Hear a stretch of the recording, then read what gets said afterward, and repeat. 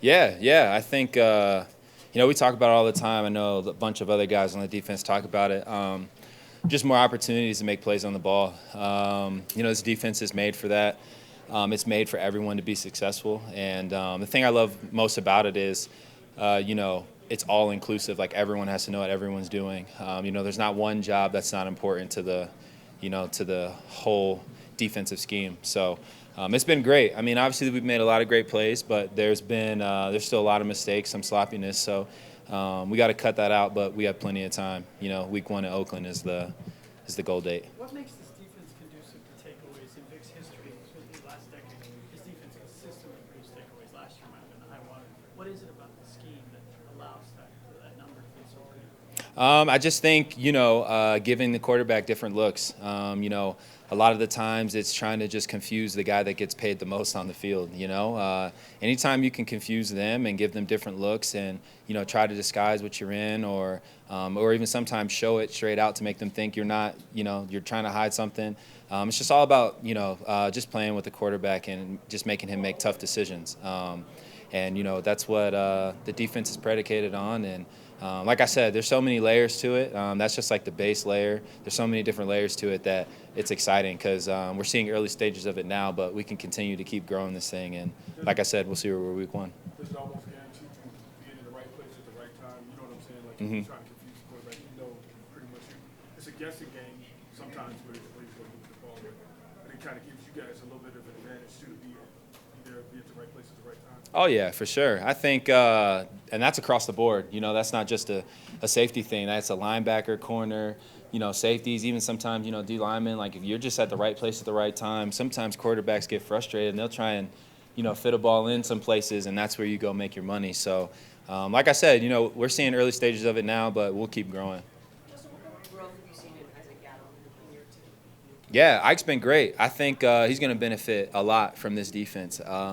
He knows where his help's going to be, his help's not going to be. He's starting to get a feel for the different route combinations he's getting depending on splits and all that stuff. And so, man, Ike's been, my brother since the BC days. And so, seeing him grow has been great. And I know, he's digging into guys like Bryce, Chris, even Kareem. I know he's not really playing corner right now, but Kareem, always in, Coach Ed's ear, Coach Hill's ear. And so he's doing great, man. I'm proud of him. Yesterday he was saying he turns to you a lot, and sometimes you give him a hard time because he's always hanging on you, but he doesn't care. Does he still turn to you all the time? Yeah, man. Ike's awesome. And the thing I love most about it is, it just gives you a perspective like outside of football too. Like he always comes with football questions, but occasionally he'll have just life questions too.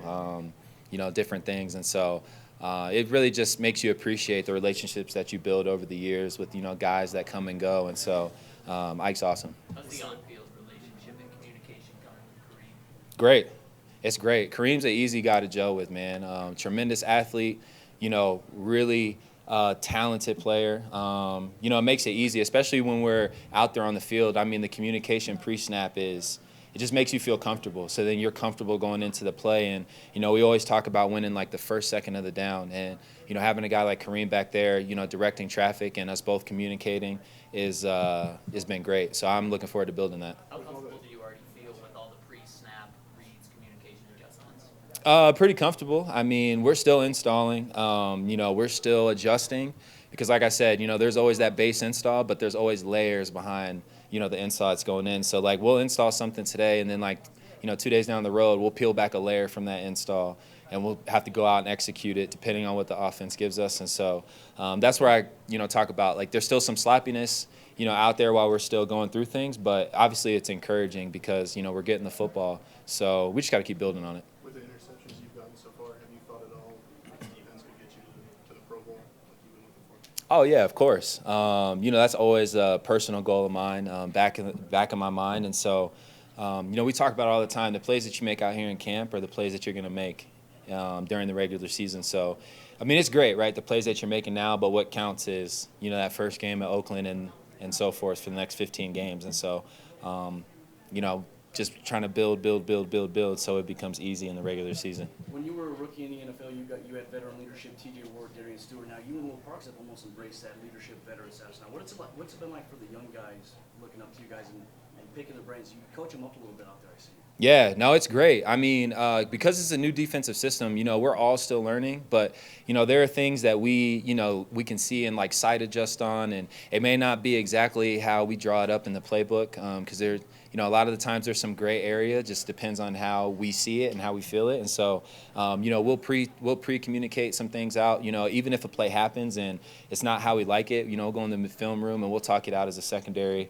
And that's the thing I love most about this is it's, what's easier for the defense, not just like a single guy. Everyone's going to have a tough down, but, how can we find a way to, help each other out through the whole process? And that's what I love most about it. Now, You mentioned. Go ahead, Trey.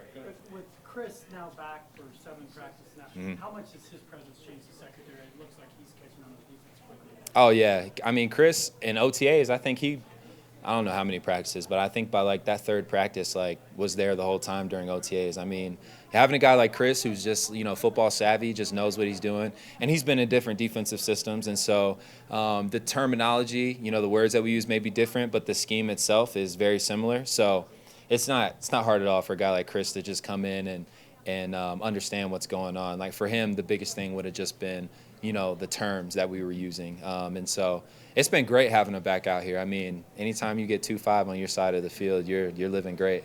You mentioned talking life questions a little bit earlier. There's a lot of new young dads on this team, and now that you have some experience with that, what is that community like with guys, especially during training camp when you guys are all here together kind of talking about some of those things that young dads go through? Oh, man, it's crazy. I remember last year, my daughter was just newborn, and I remember myself asking, like, some of the older guys with kids, like, is this normal, is this normal, is this normal? And, almost just like they're on kid 2 or 3, they're like, dude, don't even worry about it. You know what I mean? So it's cool, man. And so, like, I've kind of taken on that role. I know Ron and I have talked. Ron has a newborn, and we've talked a good bit. It's mainly the wives that communicate the most, Obviously, we have a tough job, but, during training camp, I mean, they're home by themselves with, at least my daughter screaming in her ear 24/7. So, I'm praying for her and pray for me as well. But it's great, man. That community is just, if anything, it's just building us to be, a tight-knit group, especially for the team. So it's good. Okay, thanks, Justin. Yep, thank you.